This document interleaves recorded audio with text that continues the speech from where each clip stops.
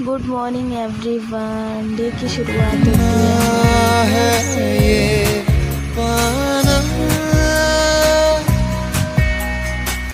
इसके बाद हम लोग आ गए थे किचन में हम लोगों ने बनाई थी हम सबकी फेवरेट पनीर भुर्जी, जो कि हमारे यहाँ बहुत ही ज़्यादा सबको पसंद है। तो फिर जल्दी जल्दी किचन का काम हम लोगों ने फिनिश किया।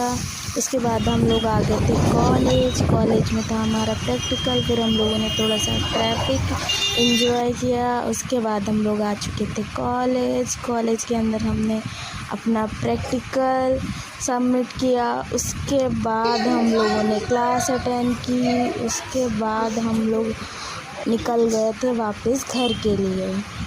घर आते आते हम लोगों ने मौसम बहुत अच्छा हो चुका था। उसके बाद हम लोगों ने खाई मैगी। यहाँ से हमारा डे एंड होता है। Bye bye guys.